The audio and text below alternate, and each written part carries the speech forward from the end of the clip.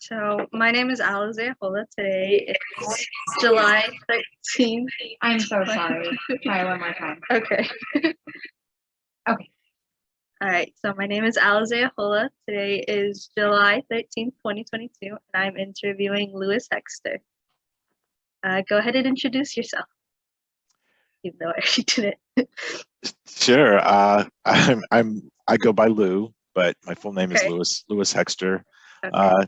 Technically, my grandfather, for whom I'm named, pronounced it Louis Hexter, and so I kind of never really took that on. I just always was called Lewis growing up, and then several years ago, somebody started shortening it to Lou, and I kind of liked it, so I've been going by Lou for a while. And I don't know what else you want to know. I live in Mill Valley, California, which is a suburb of San Francisco, and I've lived here for about 30 years, and left Dallas to go to college, and in 1978 from Highland Park High School in Dallas, and came out here to go to Stanford.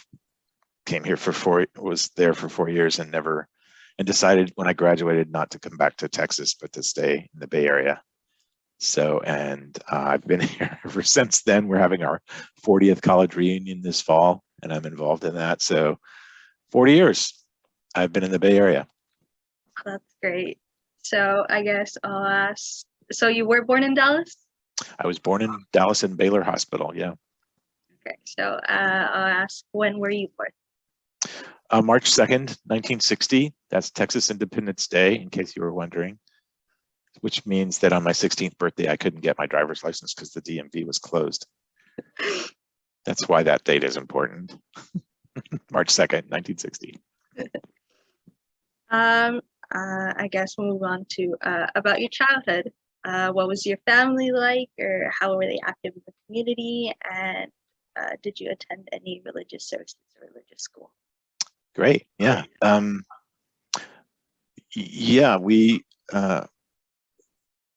My parents built a home in Highland Park in 1963 when I was 3 years old, which later became an architecturally significant home, was recognized as an architecturally significant home. I'll come back to that a little bit because it's a really important part of my childhood, to be honest. But I'm the second of three kids. I have an older sister, Holly, and a younger sister, Victoria. They both still go by their last name of Hexter, even though they're both, well, Holly is not married at the moment. But anyway, they have their same last name. And I did go to religious school. We belonged to Temple Emmanuel on Hillcrest and Northwest Highway. And I grew up in Highland Park. There weren't a whole lot of Jewish families in Highland Park at that time. I don't know if there are now, but so when I went to religious school at Temple, I found myself among people that I didn't go to regular school with, elementary school or grammar school with. And so I was kind of an outsider at elementary school, being Jewish and not being Christian. It wasn't a big deal, but just there was that difference. And then when I went to religious school, I didn't recognize any of the folks, the kids really. So it was a little bit of being an outsider in both places. But I think because I didn't have a big social experience in religious school, to me, it made me pay more attention to the actual religious school. And I think the teachers at religious school were used to kids just being kind of not paying attention. So I got a lot of attention because I was paying attention. And I liked it. I liked going to religious school. I guess I should also mention that on my mother's side of the family, my great-grandfather was the rabbi at Temple Emmanuel for a number of years, I think from the 20s to the 50s, and Rabbi David Lefkowitz. So that gave our family some standing at the temple. We were kind of a recognizable family there. And I did get confirmed at Temple Emmanuel in the end of 10th grade. That was a really interesting and happy time. I was glad that I had stuck it out through all those years and got a chance to have confirmation. I was not bar mitzvahed. So my temple life was really restricted to just Sunday school and holidays, going to services on the high holy days and things like that. So not super observant. Anyway, that's that experience. But I did not have a bar mitzvah. But I was happy that I made it through, Sunday school through 10th grade, and I really, I've had a positive experience with religious school, I would say. That's good. Yeah. So what about your family with the Jewish community? What was it like? Yeah, as I said, growing up in Highland Park, there weren't a lot of Jewish families. My cousins, the Florences, who were also important at Temple Emmanuel, descended from Fred Florence, who was the banker in the early 1900s. Fred Florence was married to my great aunt, Helen Lefkowitz, and so Helen and Fred donated money for the temple, and Fred was really an important businessman in the city. So that was, and as I said, my great grandfather on my mother's side was David Lefkowitz, the rabbi. So we had some standing in the temple community for sure. My cousins, the Florences, grew up in Highland Park with us, so they were another Jewish family. And I'm trying to think, the Hochbergs they didn't go to Temple Emmanuel, but they lived in Highland Park. So just a handful of families, that I grew up with. And then, as I mentioned, I only went to temple for service, mostly for High Holy Day services and religious school. So our family wasn't really tied in a lot. We didn't go regularly, weekly to Shabbat services or anything at the temple. And so I would say that my Jewish identity was really tied to just the fact that we belonged to the temple, but mostly because my mother's family was related to the rabbi. And so yeah, and growing up in Highland Park, was a very Christian-oriented place. At school, there was a lot of socializing around Christian groups and things like that. So I felt a little bit, as I said before, a little bit outside for that reason, but I managed to figure out a way to be involved. And by high school, I had figured it out to the extent that I got to be student council president my senior year of high school. And I think, in deference to the fact that I had become a leader in the class, the administration at the high school decided to have Rabbi Klein from Temple Emmanuel give the baccalaureate service at the end of high school senior year.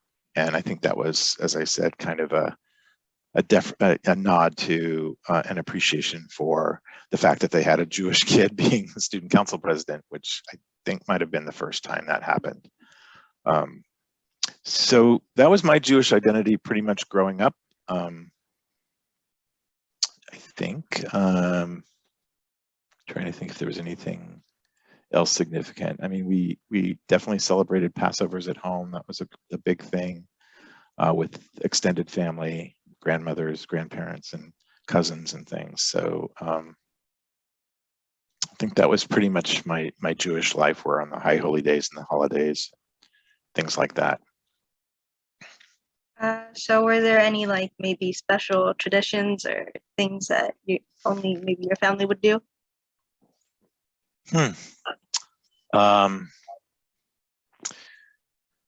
Let's see.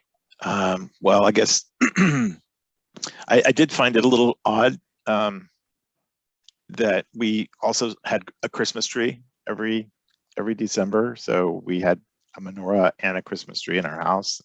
And I'm not exactly sure why that was the case, but it was fine. We kind of really, maybe it was the fact that we lived in this Christian community that we felt like, we wanted to be part of that celebration. So, but anyway, so yeah, we had Christmas tree. We celebrated Christmas. I grew up really loving Christmas carols, the songs, and I liked all of the Christmas parties that were held. So lots of that festive season were part of our traditions for sure. So I don't know if that's a little bit not surprising given the fact that we grew up in that community. And I guess a funny story about just sort of that holding Christian traditions as well as Jewish. I think it was my junior year of high school. I ended up singing a solo in the Messiah, which my parents thought was really funny, and my grandmother thought was very funny too. That this Jewish boy was standing up in a church singing the Messiah. Pretty funny. Tell us about your family. Siblings? Yeah, like Parents? your siblings, your parents, just everyone in general, I guess you can remember. Yeah, sure. Well, my dad was Victor Hexter, and he was the son of Louis Hexter. He was in real estate. He was in real estate development. He also worked for the title company that my grandfather Louis had started. And so they were in business together until that didn't really work out. And my dad went into independent real estate investing and development. So, and Dad was, he wasn't particularly observant as a Jewish member of Temple. He didn't hold any kind of leadership positions there. But yeah, he was a great dad in many respects. He had met my mother. Gosh, I think their families went back quite a ways, and they got engaged when my mother was only about 20 or 21. Yeah, I think 20 even, and they got married in the summer of 1955, when she was only 21 and he was 28. So, in retrospect, they got married fairly early in their lives. My mother was Emily Lefkowitz Hexter, and she was the son of an attorney, Louis Lefkowitz, and Blanche Mittenthal Lefkowitz. And there's a whole lot of interesting stories about the Mittenthal family. They go back a ways in Dallas, and my grandfather Louis was the son of the rabbi and the brother of Helen Lefkowitz Florence, whom I mentioned earlier. So yeah, I grew up with a real sense of history on both sides of the family, the Hexters and the Lefkowitzes. Victor Hexter, the first, my dad's grandfather, my great grandfather, was a Dallas City councilman and also maybe superintendent of the schools in Dallas in the early 1900s. And there's an elementary school named for him, Victor H. Hexter Elementary, that exists to this day. So as I said, I grew up feeling like I was connected to two very important families in Dallas, and it's kind of ironic that given that sense of history and tradition on both sides, that my sisters and I both, or all of us, decided that we did not want to settle in Dallas after college. So the three of us, none of us came back to Dallas to live or set up families or anything like that. So that's something that I think about from time to time. What would it have been like for me to grow as an adult, be part of the Dallas community, whether that would be in Highland Park or part of the Jewish community or both somehow. I think it would have been interesting to carry on the family name in Dallas. So, but that was not the choice that any of us made. And so as a result, there won't be there aren't Hexters currently in Dallas, so so that's sort of a reality. I told you a little bit about my dad and his kind of background, and my mom. And she was the granddaughter of the rabbi. She went to Goucher College in Maryland and got married right after she graduated at 21, and had my sister. Right, and 9 months later, my sister was a honeymoon baby. So, so Holly, I think you'll be speaking with her. She's 4 years older than I am, and then 2 years after I came along, Victoria came. I don't know if you're going to be speaking with her. So, and I guess I've come to appreciate that the three of us, the way we connected and got along, and created this sense of family, has persisted to this day, which is the youngest of us just celebrated her 60th birthday, and we were all together. We started this tradition of sharing decade birthdays and traveling to exotic places, or not so exotic places, but at least to share the joy of decade birthdays, and that's been going on for a number of years now. So, but what I was saying about that was, I don't think it's every sibling group that maintains that level of closeness and true affection and devotion that we share. And I guess I give my older sister Holly a lot of credit for that. She was the leader of the pack, and she always had some project for the three of us to do together. We started a family magazine called The Family Gas. I still have copies of it, 55 years later. We did little productions. This is what we did before, there were a lot of TV channels and there was no internet. So we had to make our own entertainment and fun. And so, I could talk about that for a long time, but I think what I've come to appreciate is just that closeness, that affection, that appreciation for each other has persisted over all these years. And I don't talk to a lot of people who have that level of connection and closeness with their siblings and extended family. So I feel very fortunate. So whatever our parents did to support that, I appreciate. And it definitely is something that I try to pass on to my kids, that importance of family, and that we're there for each other. So see, I think that's a little bit about my childhood. I had great opportunities. Got to escape Dallas during the summers, and I went to camp in Maine for several summers, and it was 7.5, 8 weeks of continuous camp, which I felt really privileged to do. And that's, again, I guess I just have this history of being really committed to things, but I am still in touch with my summer camp.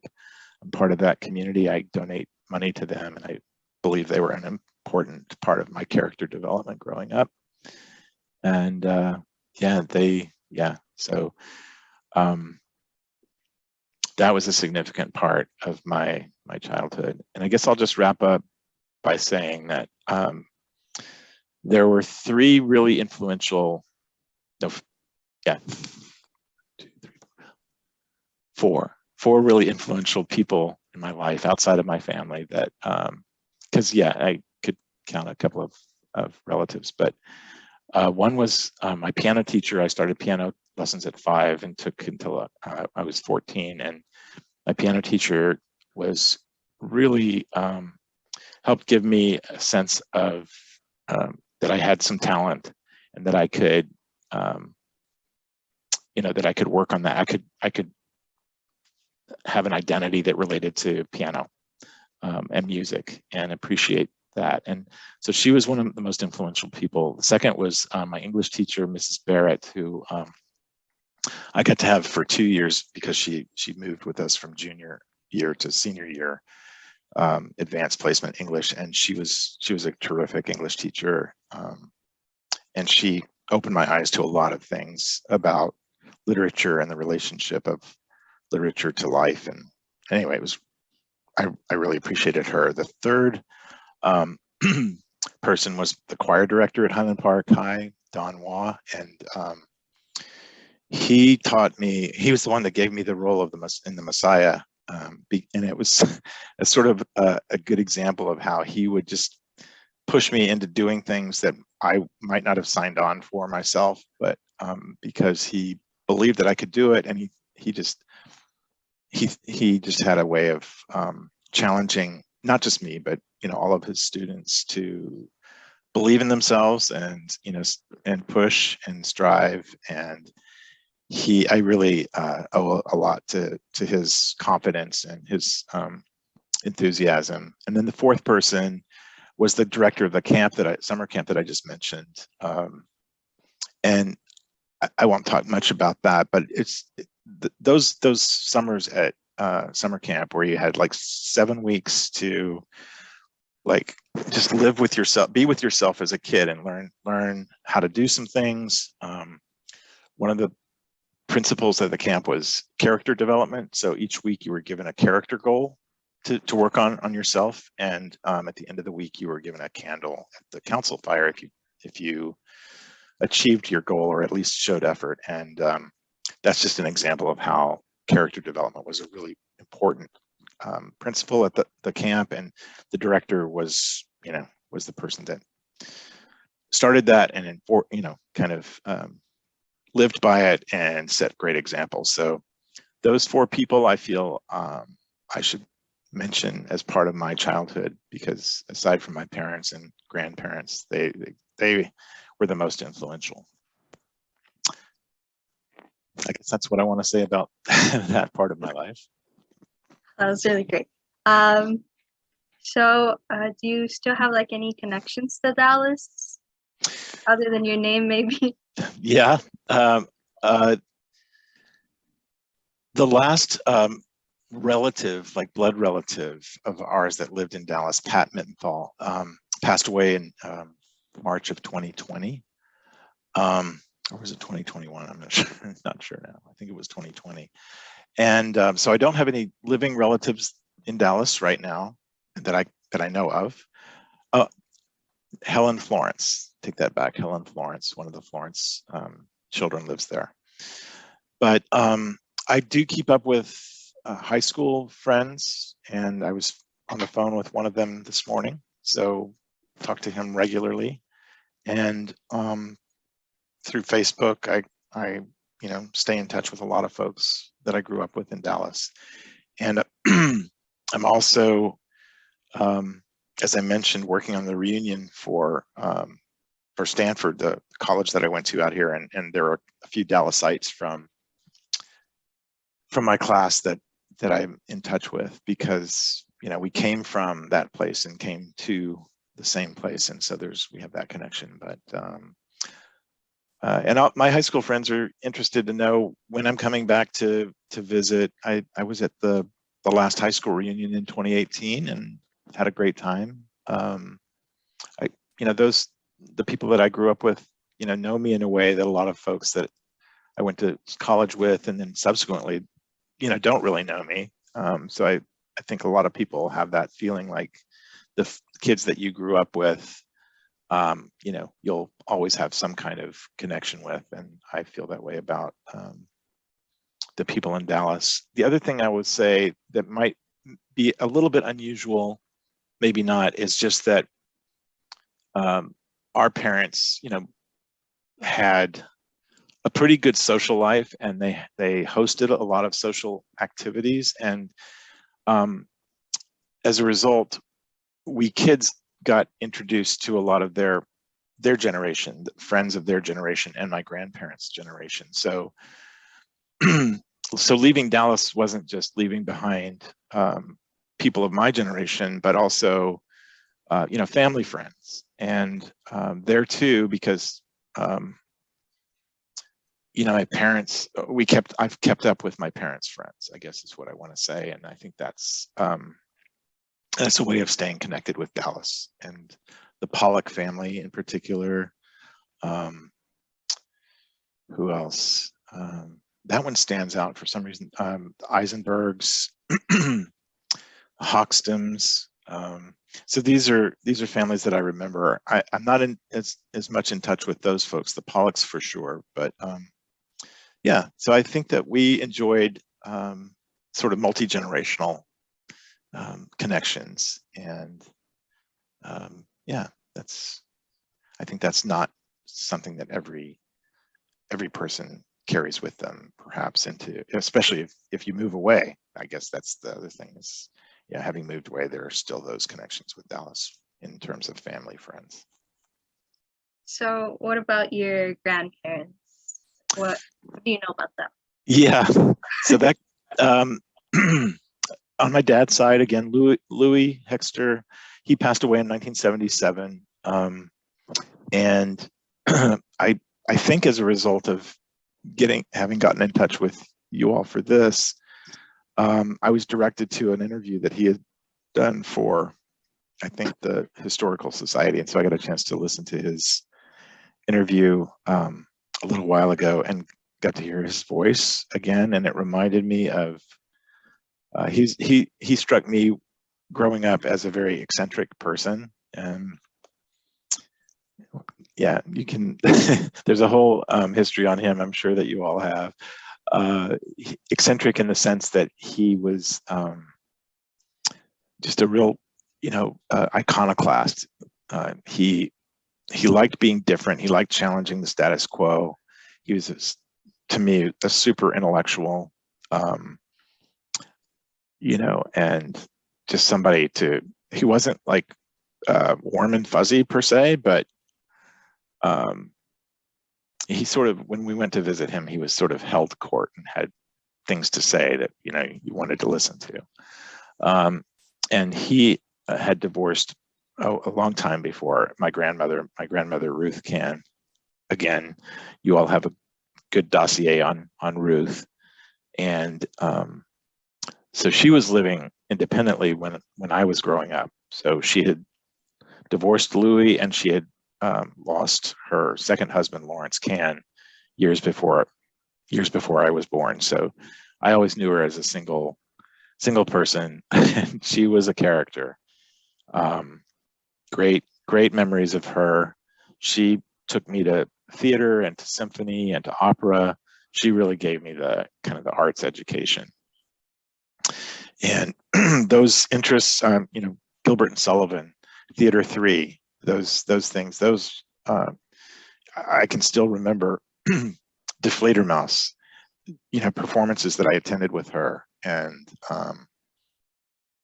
so, yeah, she was a big influence on my life, for sure. And I know both she and my grandfather drove my mom crazy, being, her in-laws. There was a lot of tension at times between our family and those characters, because they were both characters. They were not shrinking violets, either of them, and they had an outsized influence on our family life at times. And I remember a little bit of them getting under the skin of my mom from time to time.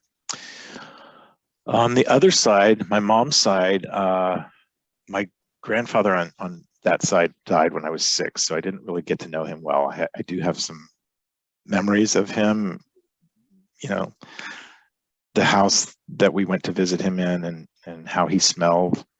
In particular, he liked beech nut chewing gum, and he smoked a pipe, so he always smelled like pipe tobacco and beech nut chewing gum and hair tonic. So, and then my grandmother, his wife, Blanche, she was also a bit of a force. She, once he passed away, she was not a shrinking violet either. She found purpose in her life. She became director of the Dallas Taping for the Blind. And so at 60, whatever, she started a new career. And that was really impressive to me, that, my grandmother was actually went to work every day. That was something. I felt, again, looking back on my life at certain things that I feel were special. I feel fortunate that both sets of grandparents lived in Dallas, and that we had opportunities for extended family events and traditions and occasions. And as I said, I learned something from all of my grandparents that I think if they hadn't lived in the same community, I wouldn't have had that opportunity. So, and I'm keenly aware of that because raising my kids, they don't have any of their grandparents around, and they didn't get that opportunity to have multi-generational experience. And so I really appreciate, even though, as I said, the grandparents drove my mom and probably my dad crazy at times because they were so close, and they would drop by unannounced and just impose themselves into our family life. I feel that was really fortunate for us kids. One of the decisions, one of the factors in deciding not to come back to Dallas after Stanford was my mom saying, don't come back. Don't come back here. Make your own way. I think she was responding in that way because she felt that my dad had lived under the scrutiny and fishbowl of having his parent, living in Dallas with his parents, and she didn't want me to feel constrained by that, even though she would have loved to have had me come home and grow up or live there. Her advice was, stay in California, figure your life out. And I appreciate that advice. I really do. So that's one way that I feel like I got to live a life that I got to choose rather than come back to Dallas and try to conform to whatever expectations either my family or the community had for me. And so that's a definite inflection point in my life for sure. So what about your marriage? Who did you marry, or what was it like? Great. So I don't know if this exists anywhere in my family tree, but as a senior in college, I came out and figured out that I was gay, and I entered into a relationship fairly quickly after college and lived a suburban life. That was it wasn't difficult transition or like information for my mom to take in, or my sisters, but my father had a bit of a difficulty with that. And we had some difficulty for a couple of years around what he perceived was my lifestyle choice. And I remember saying that, I didn't know a whole lot about my identity, but I didn't feel like it was a choice. So I think that's an important part of my story, is that coming out process. This was early 1980s. So it wasn't the dark ages for gay liberation, but it wasn't, super widely known. It also was the beginning of the HIV/AIDS crisis. So it was a bit of a scary time, I'm sure, for my parents to realize that they had a gay son. I kind of feel like sequestering myself into a suburban relationship kind of may have protected me from the AIDS epidemic a bit. So,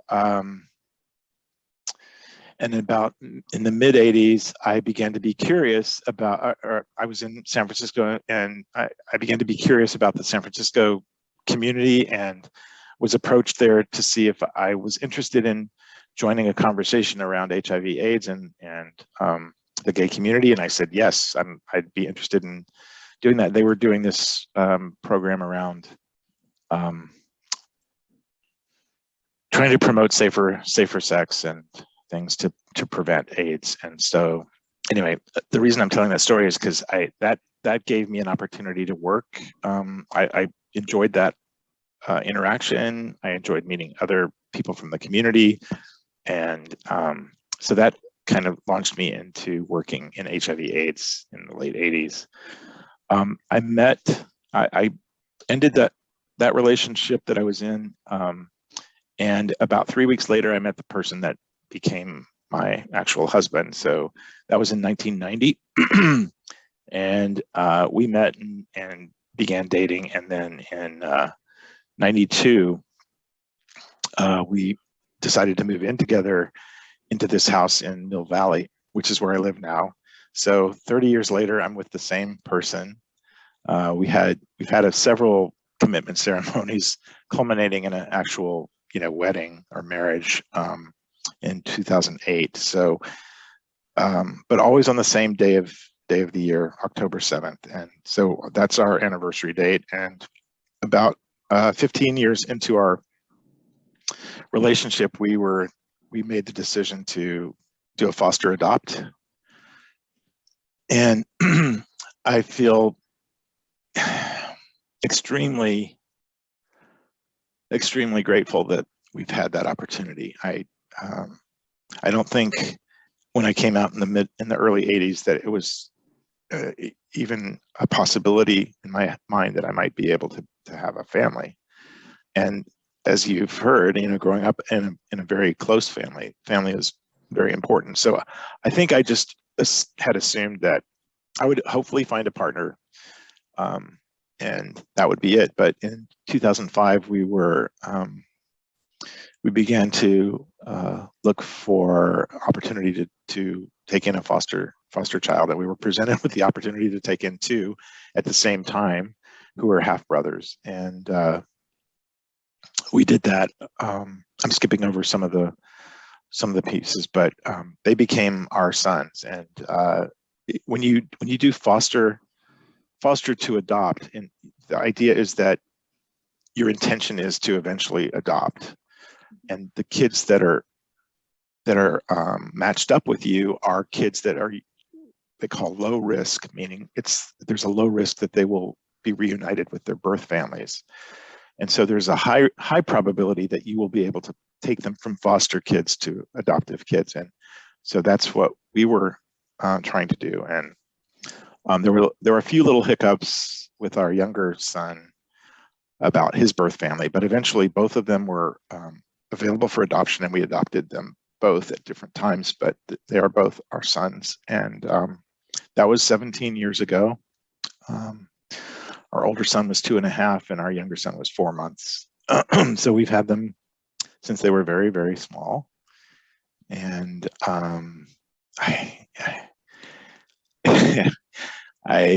really can't even say much other than it's pretty much what you would expect. A family, we don't look like every family. It's all guys here. And there are times when I wish there were some female energy in the room, a lot of times. And thanks to my mom, I feel like I get to provide that a lot of times. I channel her. They're mixed race, so they don't look like us.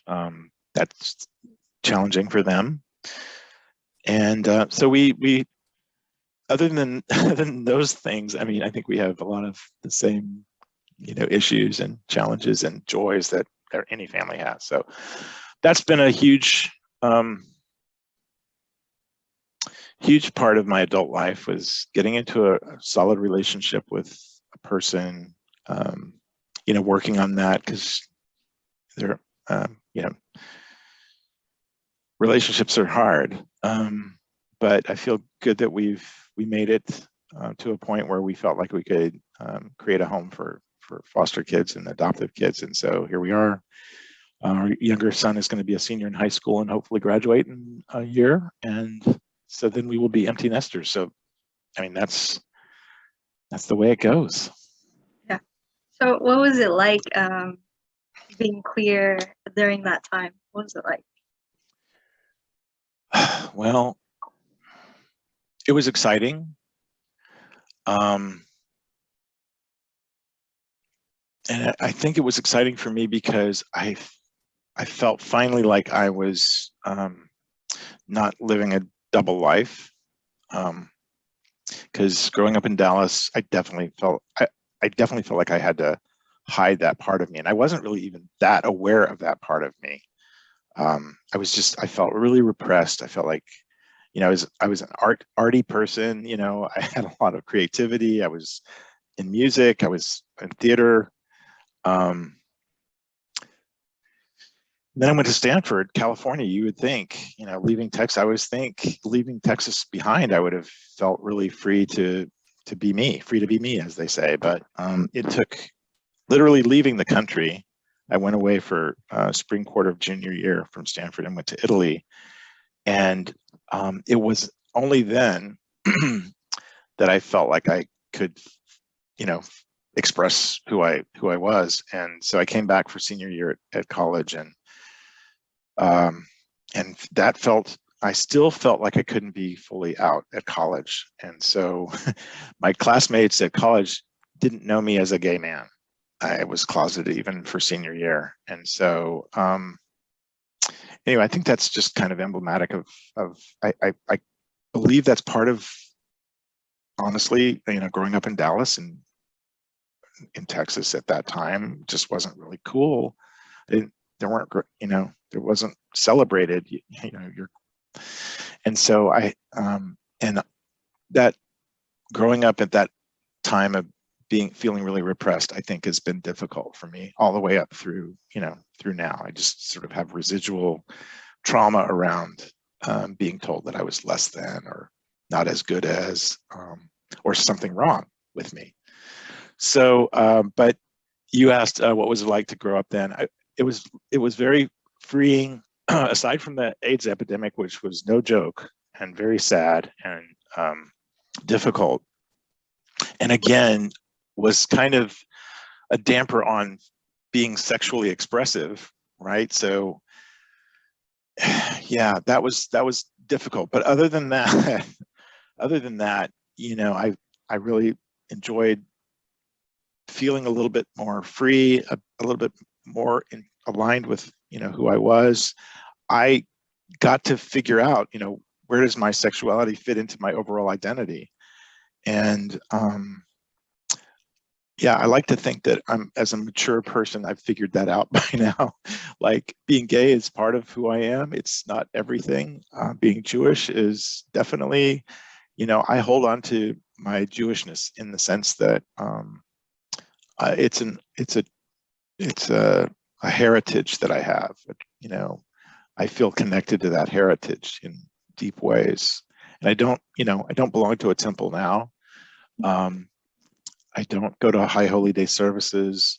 There's not really many ways that I express my Jewishness other than to claim my siblings and my relatives as, as all of that. But it's the traditions that I grew up in, and that I feel formulated who I am. And so I do claim, if somebody asks, what's your religious affiliation, I'll say Jewish, and it's sort of an ethnic affiliation, or an ethnic kind of part of my identity. So I don't know if I've veered off your question, but what was it like to grow up in that time? Kind of liberating for me. And we had fights to fight. The government wasn't paying attention to HIV/AIDS, and there was an opportunity to be active as a gay person. So that's what I did. And I did that encounter in San Francisco around safe sex. I brought that model to the East Bay, and I started doing those community meetings around safer sex in the East Bay. And that was really meaningful work, really meaningful work, and a way for me to participate in the gay community that I felt was positive. So what kind of work did you do? Like now and then? Sure.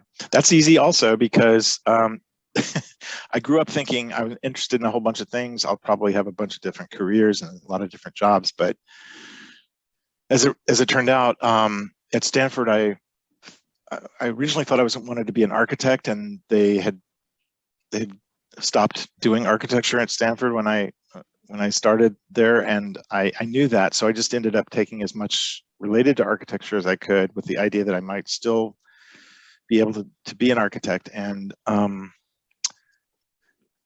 ended up in not liking all the huge civil engineering classes that I was forced to take or thought I needed to take. So I found this little program called the Program on Urban Studies, which is a multidisciplinary course of studies: anthropology, sociology, civil engineering, environmental studies. So it was very multidisciplinary, and then there was also some history of architecture and one design studio. And I created my own major. That was the thing to do back then. You could design your own major, and so I called it Urban Studies and Architecture. Senior year, I met 3 instructors there that were starting their own consulting firm, and so after I graduated, I just knocked on their door and said, "Hey, remember me from the class? Could you use some help at your consulting firm?" And they said, "Yeah, we could, as a matter of fact." So I started out part-time with them, and after about 6 months, their consulting business was growing. So I just, I got to be full-time. And so that was a consulting in urban planning, landscape architecture, so planning and design, basically. And I just really enjoyed it. And I stayed there for about 5.5 years. And then I actually got a job in HIV/AIDS. I had done that volunteer work, and I thought, this is really cool. I want to do this professionally. So I left urban planning and went to HIV/AIDS for a few years, and then got really burnt out on doing that.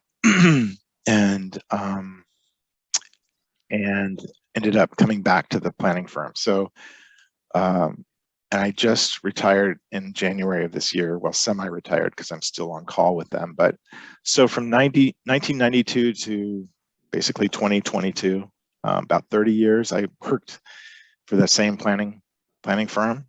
So my dream of working a bunch of different jobs in a bunch of different places did not end up happening. I'm just a really boring, like one job person, one spouse person, same house for, however many, almost 30 years in the same house. So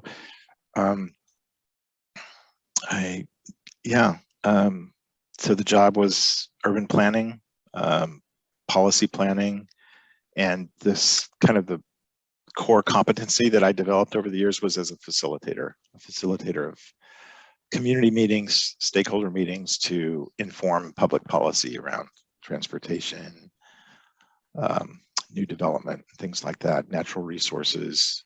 So I've worked in a lot of different content areas, but always with being asked to basically facilitate conversations among people who are trying to make decisions around policy. And it's been really an interesting career, I would say. So what is something you want people to remember about you?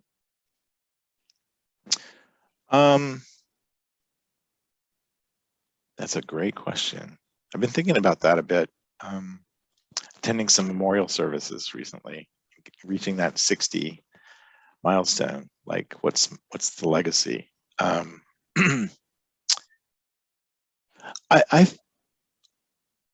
You said one thing.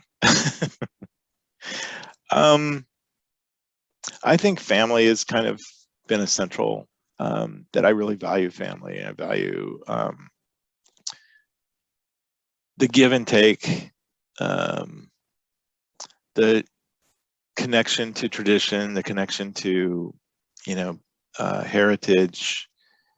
And I'm not just saying that because of who I'm speaking to, but the Historical Society. But I think that's something that I will be remembered as somebody who cares a lot about, keeping family as an important value in our lives. If I could have a second one, Go ahead. a second thing to be remembered by, I have this feeling that I'm going to be remembered for being an outdoors person, because in the later part of my 50s and through my 60s so far, I've become known as a hiker, an enjoyer of the hills and valleys and coastal areas around the Bay Area. And I, have a lot of photographs of hikes that I take. And I think that's going to be something that my kids are going to remember me for, because I'm always out on trails and always sending photographs of places that I've been. Yeah, so I think those are things that I will be remembered for. All right, just one last question. So would you like to leave any advice for the next generation? Man, I'm giving advice all the time. Are you kidding? One piece of advice for the next generation. Well, I'm keenly aware and concerned right now. This is, so this is going to be a time capsule of sorts, that in this moment we're, in my view, in a really perilous place in our democracy. So this is part of my family heritage of being,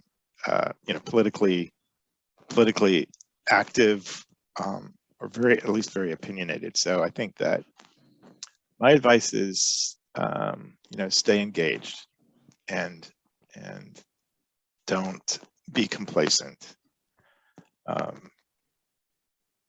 Yeah, and believe in yourself.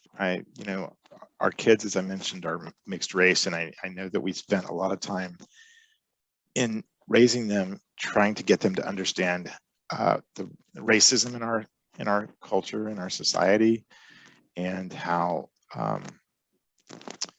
to look out for it, to be aware that it's there, even though and just understand the history of civil rights. At the same time, I started to worry that we were emphasizing a lot about the negative, and so another piece of advice I would say is just believe in yourself and the value that you bring. That don't let anybody tell you that you're less than, or that you have every opportunity. I mean, yes, some people have a harder time with opportunity just based on what they look like and everything, but believe in yourself is pretty much my mantra. And if you believe in yourself, pretty soon others are gonna see that and not be able to disrespect you for that. So I don't know if that makes any sense, but that's sort of where I am right now. Yeah. So. Well, that's all I had for you. It was really great speaking to you. Thank you so much. Thanks for the opportunity to do this.